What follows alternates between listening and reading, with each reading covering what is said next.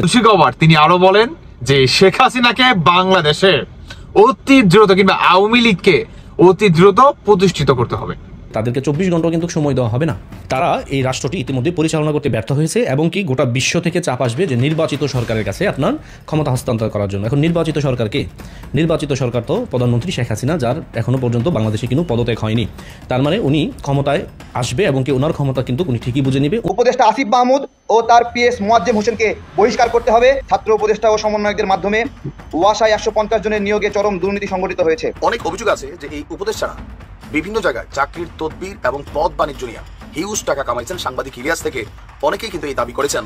Even এগুলো নিয়ে নানান ধরনের বক্তব্য আসছে না যে কোটা মেধা নিয়ে এত কিছু হইলো, এখন তো দেখা যাচ্ছে সবটার মধ্যে আসলে অন্য কিছু ছিল। তুলসী গাবার্ড ভারতীয় একটি পত্রিকায় গণমাধ্যমে সাক্ষাৎকার দিয়েছেন। সেই সাক্ষাৎকারে তুলসী গাবার্ড রীতিমতো বোমা ফাটিয়েছেন বাংলাদেশ প্রসঙ্গে, যেটা বাংলাদেশের জন্য বড় শঙ্কার ব্যাপার এবং বাংলাদেশের বর্তমান উপদেষ্টা সরকারের জন্য বড় আতঙ্কের ব্যাপার হতে পারে। দর্শক, অত্যন্ত উদ্বেগের একটি খবর, সেটি হচ্ছে এনডিটিভিকে তুলসী গাবার্ড, মার্কিন গোয়েন্দা প্রধান, তিনি বলছেন বাংলাদেশ পরিস্থিতি নিয়ে উদ্বিগ্ন যুক্তরাষ্ট্র। বাংলাদেশ পরিস্থিতি নিয়ে উদ্বিগ্ন যুক্তরাষ্ট্র, এটা অত্যন্ত উদ্বেগের কথা। শেখের বিটি কি তাহলে নতুন ইতিহাস গড়তে যাচ্ছেন কিনা? তিনি হয়তো বা নতুন কোনো ইতিহাস গড়তে যাচ্ছেন। ইতিহাস তিনি গড়ে আমাদেরকে দেখাইতে পারে বাঙালি জাতিকে যে দেখো আমি শেখের বিটি, আমার নাম শেখ হাসিনা, আমি দেখো কি করতে পারে আর কি করলাম। এই আলোচনায় উঠে এসেছে ইউনূসের আগামী চীন সফরের প্রসঙ্গ। ভারত পরিষ্কারভাবে তুলসী গ্যাবার্ডকে বলেছে বাংলাদেশের ব্যাপারে অতি শীঘ্র ভারত কোনো পাকা ব্যবস্থা নিতে যাচ্ছে। আসসালামু আলাইকুম দর্শক, ভিডিওটি থাম্বনেল, টাইটেল এবং ইন্ট্রো থেকে বুঝতে পারছেন যে আসলে আজকের ভিডিওটার টপিক কি। হ্যাঁ দর্শক, আজকের ভিডিওটা কিন্তু অনেক বেশি গুরুত্বপূর্ণ হতে যাচ্ছে, অনেক ইম্পর্টেন্ট একটা ভিডিও। কারণ আজকের ভিডিওটাতে আমরা এমন কিছু প্রতিবেদন দেখিয়েছি, এমন কিছু ইম্পর্টেন্ট বর্তমান সময়ের ভাইরাল নিউজ দেখিয়েছি, যে নিউজগুলো দেখলে এবং শুনলে আপনারা রীতিমতো অবাক হয়ে যাবেন। বর্তমান সময়ের অন্তর্বর্তীকালীন সরকার, উপদেষ্টা এবং সমন্বয়কদেরকে নিয়ে, নতুন রাজনৈতিক দলকে নিয়ে মানুষ কি বলতেছে সেটাই কিন্তু আপনারা জানতে পারবেন। সো দর্শক, আপনাদের গুরুত্বপূর্ণ সময় নষ্ট না করে সর্বপ্রথম আমরা কিছু প্রতিবেদন দেখে নেব। ভিডিওটি শুরু করার আগে ছোট্ট করে একটি রিকোয়েস্ট করব, আপনি যদি প্রথমবারের মতো আমাদের এই ছোট্ট চ্যানেলটিতে এসে থাকেন তাহলে অবশ্যই চ্যানেলটিকে সাবস্ক্রাইব করবেন আপডেট ভিডিওগুলো সর্বপ্রথম পাওয়ার জন্য। সো আর সময় নষ্ট না করে সর্বপ্রথম আমরা কিছু ইম্পর্টেন্ট প্রতিবেদন দেখে নেব। ঘন্টা কি সময় দিবে এদেশের আপনার যারা রাজাকার রয়েছে, যারা ইতিমধ্যে আপনার এই দেশকে নিয়ে যারা ইতিমধ্যে ষড়যন্ত্র করেছে, যারা ইতিমধ্যে সুন্দর একটি রাষ্ট্র ব্যবস্থাকে যারা ইতিমধ্যে ধ্বংস করে দিয়েছে, তাদের বিরুদ্ধে আপনার 24 ঘন্টা সময় আওয়ামী লীগ দিবে? আপনার কি সেটা মনে হয়? ইতিমধ্যে তো একটি ভিডিও ভাইরাল হয়েছে সামাজিক যোগাযোগ মাধ্যমে। বলা হচ্ছে মেয়র জাহাঙ্গীর সাহেব বলতেছে যে 1 মাস 2 মাস 15 দিন 1 সপ্তাহ এগুলার বলার টাইম কিন্তু এখন আর নাই। তার মানে সর্বোচ্চ সময় পাবো 24 ঘন্টা। কিন্তু আমার তো মনে হয় যে না, 24 ঘন্টা না, সময় আরও কম হয়তো হবে। কারণ আপনারা জানেন ইতিমধ্যে ডক্টর ইউনূস এই রাষ্ট্র চালাতে ব্যর্থ হয়েছে, বা ওনার যত মিথ্যাচার ইতিমধ্যে এই জাতি বুঝে গেছে। আর ক্ষমতাই ছিল যে তাদের মূল লক্ষ্য, এটাও এদেশের জনগণ বুঝে গেছে। এবং কি তাদের দুর্নীতি, যারা ইতিমধ্যে সমন্বয় করেছে তাদের দুর্নীতি, বিশেষ করে আপনার এইগুলো যদি চিন্তা ভাবনা করেন তাহলে দেখবেন যে তাদেরকে 24 ঘন্টা কিন্তু সময় দেওয়া হবে না। এটা আমার ব্যক্তিগত একটি বিশ্লেষণ, হয়তো আমার সাথে অনেকে একমত নাও হতে পারেন, কিন্তু 24 ঘন্টা সময় মনে হয় না দিবে। কারণ আওয়ামী লীগ যে সরকার, শেখ হাসিনা সরকার, উনি বাংলাদেশ থেকে কিন্তু পদত্যাগ করে যায়নি। তার মানে বর্তমান যেই কেয়ারটেকার সরকার রয়েছে, যেগুলোর কোনো ভিত্তি নেই আমাদের সংবিধানে, তারা এই রাষ্ট্রটি ইতিমধ্যে পরিচালনা করতে ব্যর্থ হয়েছে এবং কি গোটা বিশ্ব থেকে চাপ আসবে যে নির্বাচিত সরকারের কাছে আপনার ক্ষমতা হস্তান্তর করার জন্য। এখন নির্বাচিত সরকার কে? নির্বাচিত সরকার তো প্রধানমন্ত্রী শেখ হাসিনা, যার এখনো পর্যন্ত বাংলাদেশে কিন্তু পদত্যাগ হয়নি। তার মানে উনি ক্ষমতায় আসবে এবং কি ওনার ক্ষমতা কিন্তু উনি ঠিকই বুঝে নেবে। 29 সালে আবার সংবিধান অনুযায়ী একটি নির্বাচন হবে এবং কি 29 সালেই সেটি হবে, যেহেতু আমাদের বাংলাদেশে একটা সংবিধান এখনও কার্যকর রয়েছে। এই সংবিধানের উপরেই এই রাষ্ট্রটি এখনও পর্যন্ত পরিচালিত হচ্ছে। তো আপনারা যাই বলেন, আমার কেন জানি মনে হচ্ছে যে আওয়ামী লীগ 24 ঘন্টাও সময় দিবে না। ইতিমধ্যে আপনারা জানেন যে গোটা বাংলাদেশে যদি মানুষ শুনে যে শেখ হাসিনা ভারত থেকে আসতেছে, মানে আসার যে সময়টা, এর আগে থেকেই কিন্তু মানুষ আপনার গোটা বাংলাদেশে রাস্তাঘাট সব প্যাক আপ করে ফেলবে। এবং কি এদেশের লক্ষ লক্ষ কোটি কোটি মানুষ যারা ইতিমধ্যে আওয়ামী লীগকে সাপোর্ট করে, আপনারা হয়তো জানেন যে 6 তারিখে কিন্তু আওয়ামী লীগের একটি সমাবেশ ছিল ঢাকায় এবং কি কর্মসূচি ছিল। তখন তারা কি করলো, সেই কর্মসূচিকে আপনার পাল্টাপাল্টি কর্মসূচি হওয়ার কারণে তারা সেটিকে 5 তারিখে নিয়ে আসে এবং কি তারা সরকারকে বেকায়দায় ফেলে দেয়। কিন্তু শেখ হাসিনা বাংলাদেশ থেকে যদি না যাইতো তাহলে আজকের এই পরিস্থিতি জনগণ বুঝতে পারতো না যে আসলে শেখ হাসিনা যে সঠিক ছিল, শেখ হাসিনা যে দেশের জনগণের জন্য কল্যাণকর ছিল, এটি মানুষ বুঝতে পারতো না বা উপলব্ধি করতে পারতো না। এখন মানুষ যেটি সরল মনে স্বীকারোক্তি দেয় যে আমরা আগেই ভালো ছিলাম, শেখ হাসিনা সরকারই এই বাংলাদেশ নামক রাষ্ট্রটি পরিচালনা করতে আপনার সক্ষম হয়েছিল, এটি মানুষ এখন মনে প্রাণে স্বীকার করে। কিন্তু আমি যতটুকু জানি যে মনে হয় না যে 24 ঘন্টা সময় লাগবে, এটা আমার একটা ব্যক্তিগত ধারণা। কারণ আপনারা জানেন যে শেখ হাসিনা এখনও বাংলাদেশের বৈধ প্রধানমন্ত্রী, উনি নিজেকে দাবি করে, ডক্টর ইউনূস উপদেষ্টা দাবি করে নিজেকে।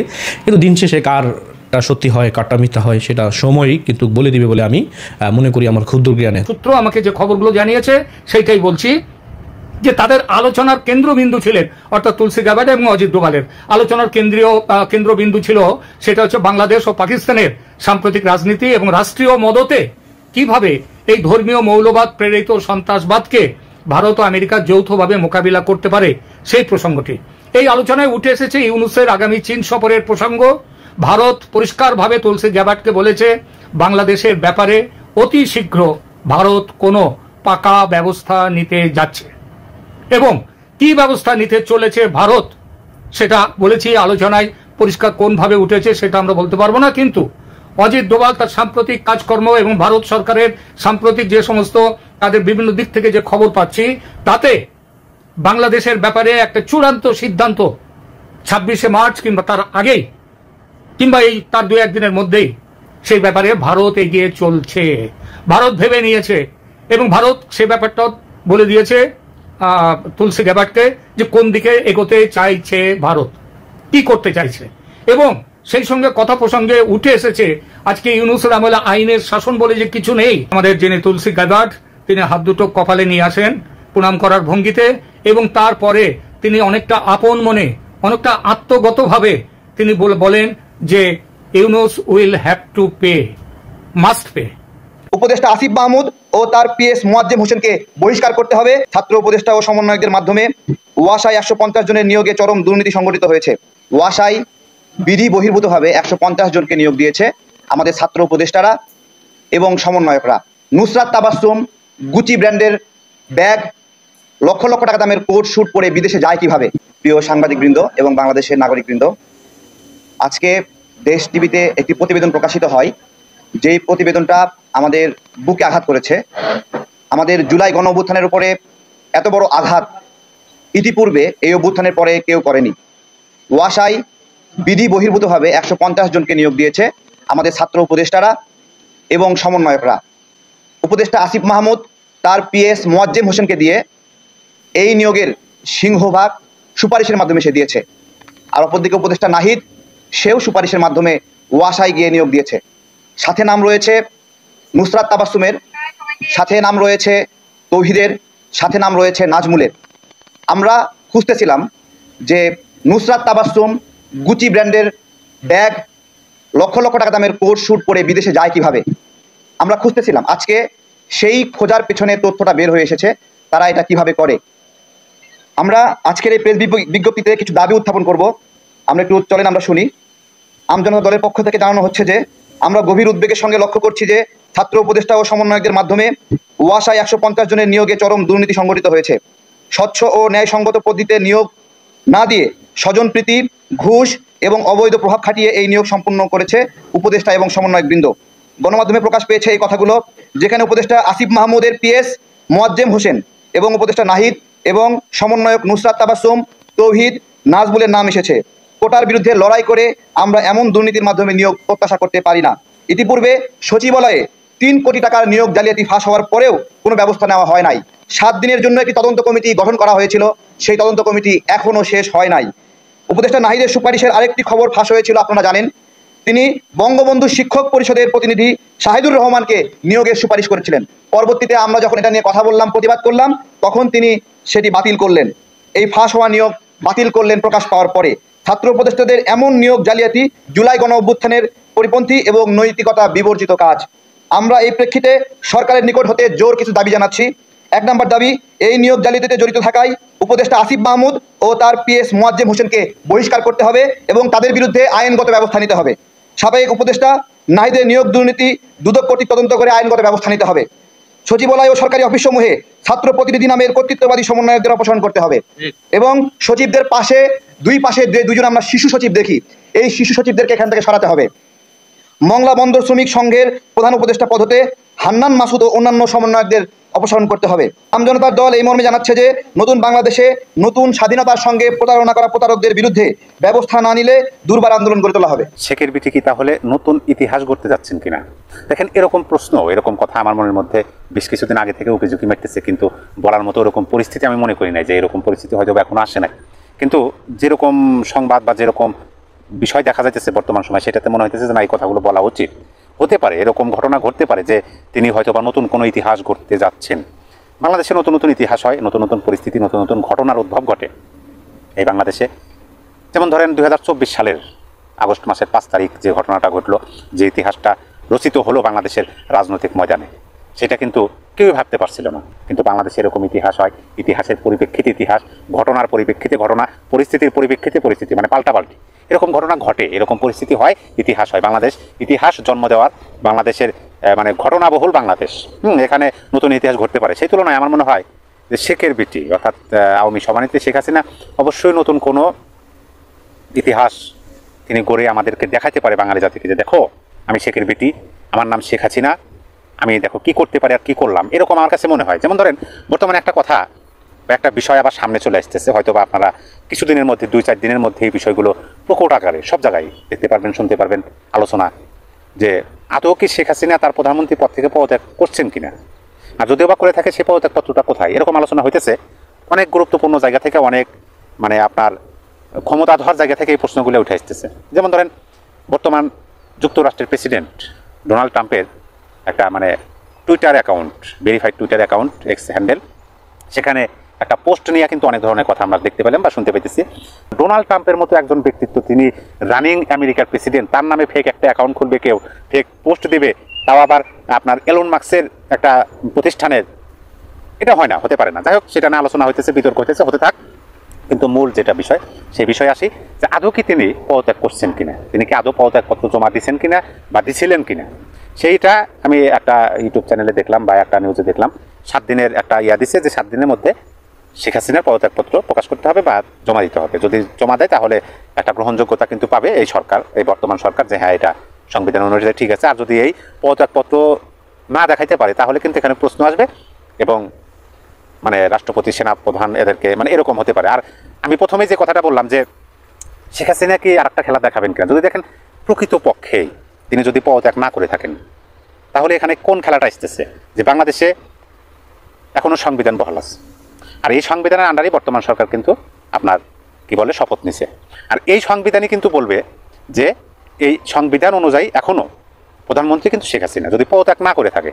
আপনি মুখে যাই বলেন, মুখে অনেক কথাই বলতে পারেন যে তিনি পালিয়ে গেছে, তিনি জনরোষের মুখে দেশ ত্যাগ করছে, এখানে পদত্যাগ করলেই কি না করলে কি, এরকম কথা বলতে পারে।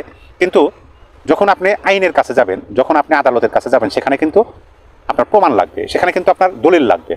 সেই দলিলটা কি? দলিলটা হলো তার পদত্যাগপত্র। এখন আপনি মুখে যতই বলেন, আদালতে গিয়ে বা আইনকে আপনি যতই বোঝানোর চেষ্টা করেন যে তিনি জনরোষের মুখে দেশ ত্যাগ করছেন, তার পদত্যাগপত্র এখানে দাখিল করার প্রয়োজন নাই, আইন তো ওটা বুঝবে না, আইন ওটা বুঝবে না, আদালত ওটা বুঝবে না যে না তার পদত্যাগপত্র দিতে হবে। তখন আপনি তার পদত্যাগপত্র দিতে পারবেন না, তখন কিন্তু বলবে যে না তিনি যাবেন, এরকম। আর সবাই জানে, এটা বলার কিছু নাই। যাই হোক, সব কিছু পরিস্থিতি দেখে আমার কাছে এটাই মনে হয়েছে যে শেখের বিটি নতুন ইতিহাস গড়তে যাচ্ছে বাংলাদেশে। বাংলাদেশের মানুষ দেখবে, বাংলাদেশের ইতিহাস সাক্ষী হয়ে থাকবে যে শেখের বিটি কি পারে আর না পারে। দর্শক, অত্যন্ত উদ্বেগের একটি খবর, সেটি হচ্ছে এনডিটিপিকে তুলসী গ্যাবার্ড, মার্কিন গোয়েন্দা প্রধান তুলসী গ্যাবার্ড, যিনি ভারতীয় বংশোদ্ভূত, তিনি বলছেন বাংলাদেশ পরিস্থিতি নিয়ে উদ্বিগ্ন যুক্তরাষ্ট্র। বাংলাদেশ পরিস্থিতি নিয়ে উদ্বিগ্ন যুক্তরাষ্ট্র, এটা অত্যন্ত উদ্বেগের কথা। যখন তুলসী গ্যাবার্ড, বাংলাদেশের যুক্তরাষ্ট্রের গোয়েন্দা বিষয়ক প্রধান, যখন তুলসী গ্যাবার্ড এমন একটি কথা বলে, তখন বাংলাদেশকে অবশ্যই চিন্তায় ফেলাবে। বাংলাদেশের যারা এখন দেশ পরিচালনা করছেন সেই শাসক গোষ্ঠীকে চিন্তায় ফেলবে। আচ্ছা, কেন তিনি বললেন? অনেকটা এখানে দেখা যাচ্ছে যে ভারতের যে বয়ান বাংলাদেশ সম্পর্কে, তার সঙ্গে মিলে যাচ্ছে। এক প্রশ্নের জবাবে তিনি বলছেন, বিশ্বজুড়ে ইসলামপন্থী সন্ত্রাসকে পরাজিত করার দিকে দৃষ্টি দিয়েছে ট্রাম্প প্রশাসন এবং তাদেরকে পরাজিত করতে প্রতিশ্রুতিবদ্ধ। মানে এটা কি বাংলাদেশে কি এরকম একটি পরিস্থিতি তৈরি হলো?